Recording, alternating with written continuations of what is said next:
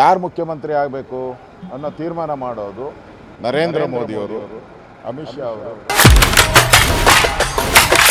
BJP ಆಶೀರ್ವಾದ ಇದ್ದರೆ ನಾನು ಕೂಡ ಆಗ್ಬೋದು. ನಮ್ಮ ಥರ BJPಯಲ್ಲಿ ಭಾಳ ಜನ ಇದ್ದಾರೆ ಮುಖ್ಯಮಂತ್ರಿ ಆಸ್ಪರೆಂಟು, ಸುಮಾರು ಒಂದು 60 ಜನ ಮೇಲೆ ಇದ್ದಾರೆ ನಮ್ಮಲ್ಲೂ ಕೂಡ.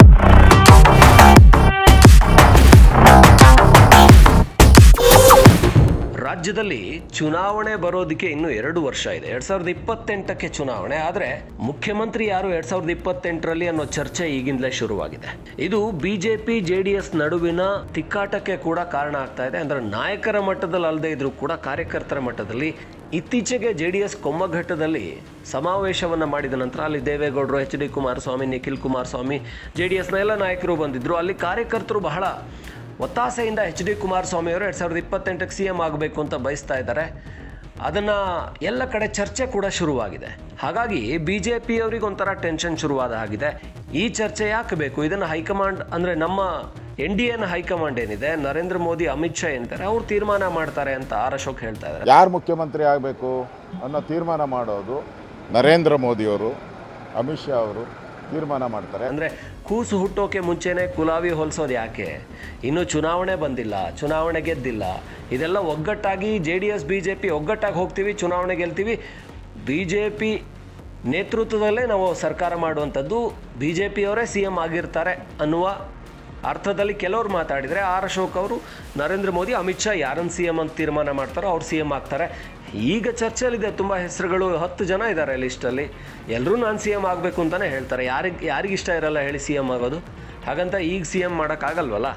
ಅದು ಗೆಲ್ಲಬೇಕು, ಗೆದ್ದ ನಂತರ ಹೈಕಮಾಂಡ್ ಆಯ್ಕೆ ಮಾಡಬೇಕು.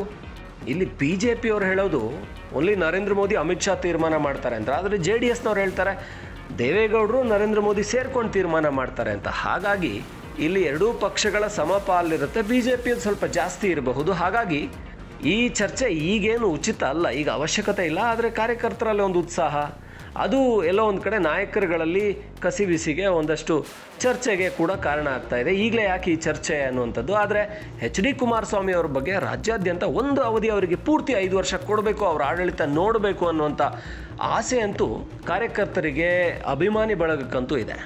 ಯಾರು ಮುಖ್ಯಮಂತ್ರಿ ಆಗಬೇಕು ಅನ್ನೋ ತೀರ್ಮಾನ ಮಾಡೋದು ನರೇಂದ್ರ ಮೋದಿಯವರು, ಅಮಿತ್ ಶಾ ಅವರು ತೀರ್ಮಾನ ಮಾಡ್ತಾರೆ. ಯಾಕಂದರೆ NDA ನೇತೃತ್ವದ ನಾಯಕತ್ವ ವಹಿಸಿರ್ತಕ್ಕಂಥವರು ನರೇಂದ್ರ ಮೋದಿಯವರು. ಅವ್ರು ಏನು ತೀರ್ಮಾನ ಮಾಡ್ತಾರೆ ಅದು. ಕುಮಾರಸ್ವಾಮಿ ಅವರೇ CM ಅಭ್ಯರ್ಥಿ ಅನ್ನೋ ಚರ್ಚೆ ಆಗ್ತಾ ಇದೆ ಸರ್. ಇಲ್ಲ, ಆ ಥರದ್ದು ಭಾಳ ಜನ ಚರ್ಚೆ ಮಾಡ್ತಾನೆ ಇದೆ. ಎಲ್ಲರ ಹೆಸರು ಈಗಾಗಲೇ ಒಂದು 10 ಹೆಸರು ಬಂದಿದ್ದಾರೆ, ಮುಖ್ಯಮಂತ್ರಿ, ನಾನು ಮುಖ್ಯಮಂತ್ರಿ ಅಂತ. ಅದರಲ್ಲಿ ಹೌದು, BJP ಆಶೀರ್ವಾದ ಇದ್ದರೆ ನಾನು ಕೂಡ ಆಗ್ಬೋದು. ನರೇಂದ್ರ ಮೋದಿಯವರು, BJP ಜನಗಳ ಆಶೀರ್ವಾದ ಇದ್ದರೆ ನಾನು ಕೂಡ ಆಗ್ಬೋದು. ನಮ್ಮ ಥರ BJPಯಲ್ಲಿ ಭಾಳ ಜನ ಇದ್ದಾರೆ ಮುಖ್ಯಮಂತ್ರಿ ಆಸ್ಪರೆಂಟು, ಸುಮಾರು ಒಂದು 60 ಜನ ಮೇಲೆ ಇದ್ದಾರೆ ನಮ್ಮಲ್ಲೂ ಕೂಡ. ಅದರಿಂದ ಈಗ ನಾವು ಅಧಿಕಾರಕ್ಕೆ ಬರೋವಂಥದ್ದು ಮುಖ್ಯ, ಮುಖ್ಯಮಂತ್ರಿ ಯಾರಾಗ್ತಾರೆ ಅನ್ನೋದು ಮುಖ್ಯ ಅಲ್ಲ. ಈಗ ಮುಖ್ಯಮಂತ್ರಿ ಯಾರಾಗ್ತಾರೆ, ಯಾರು ನೇತೃತ್ವ ವಹಿಸ್ತಾರೆ ಅದು ಮುಖ್ಯ ಅಲ್ಲ.